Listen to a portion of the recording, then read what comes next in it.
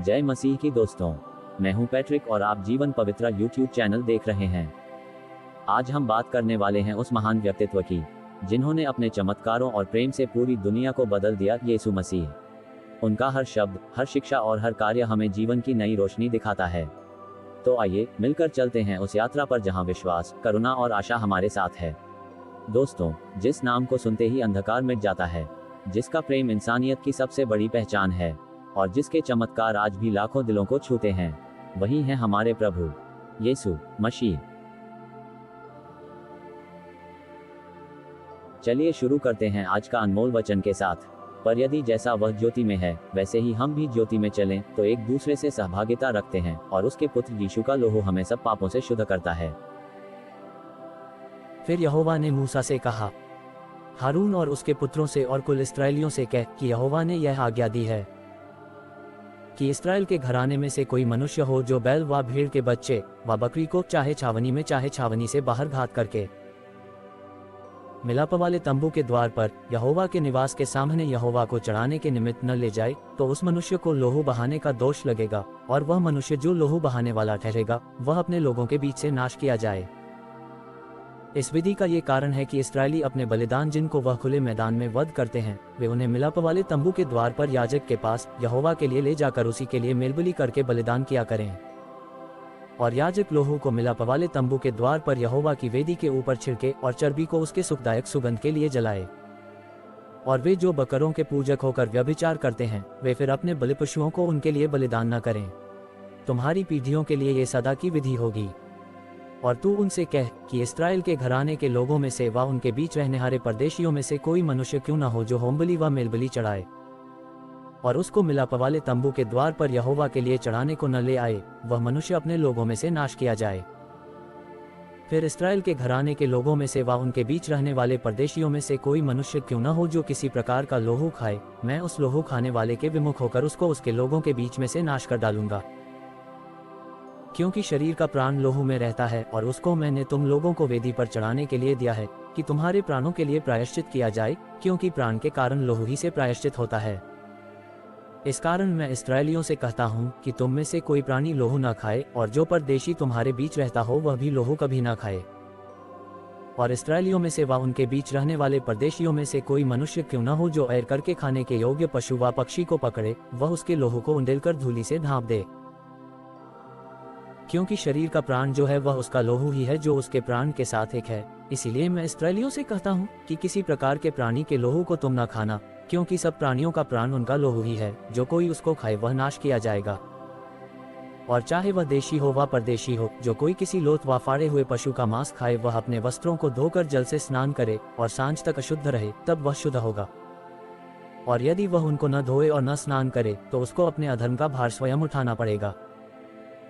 फिर यहोवा ने मूसा से कहा, इस्राएलियों से कह कि मैं तुम्हारा परमेश्वर यहोवा हूँ। तुम मिस्र देश के कामों के अनुसार जिसमें तुम रहते थे न करना, और कनान देश के कामों के अनुसार भी जहाँ मैं तुम्हें ले चलता हूँ न करना, और न उन देशों की विधियों पर चलना। मेरे ही नियमों को मानना और मेरी ही विधियों को मानते हुए उन पर चलना। मैं तुम्हारा परमेश्वर यहोवा हूँ। इसलिए तुम मेरे नियमों और मेरी विधियों को निरंतर मानना। जो मनुष्य उनको माने वह उनके कारण जीवित रहेगा।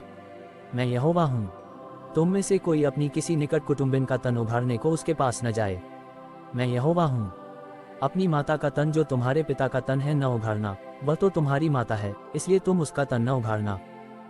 अपनी सौतेली माता का भी तन न उघाड़ना, वह तो तुम्हारे पिता ही का तन है। अपनी बहन चाहे सगी हो चाहे सौतेली हो, चाहे वह घर में उत्पन्न हुई हो चाहे बाहर, उसका तन न उघाड़ना। अपनी पोती व अपनी नतिनी का तन न उघाड़ना, उनकी देह तो मानो तुम्हारी ही है। तुम्हारी सौतेली बहन जो तुम्हारे पिता से उत्पन्न हुई, वह तुम्हारी बहन है, इस कारण उसका तन न उघाड़ना। अपनी फूफी का तन न उघाड़ना, वह तो तुम्हारे पिता की निकट कुटुंबिन है। अपनी मौसी का तन न उघाड़ना, क्योंकि वह तुम्हारी माता की निकट कुटुंबिन है। अपने चाचा का तन न उघाड़ना, अर्थात उसकी स्त्री के पास न जाना, वह तो तुम्हारी चाची है। अपनी बहू का तन न उघाड़ना, वह तो तुम्हारे बेटे की स्त्री है, इस कारण तुम उसका तन न उघाड़ना। अपनी भौजी का तन न उघाड़ना, वह तो तुम्हारे भाई ही का तन है। किसी स्त्री और उसकी बेटी दोनों का तन न उघाड़ना, और उसकी पोती को व उसकी नतिनी को अपनी स्त्री करके उसका तन न उघाड़ना, वे तो निकट कुटुंबिन है, ऐसा करना महापाप है। और अपनी स्त्री की बहन को भी अपनी स्त्री करके उसकी सौत न करना, कि पहली के जीवित रहते हुए उसका तन भी उघाड़े।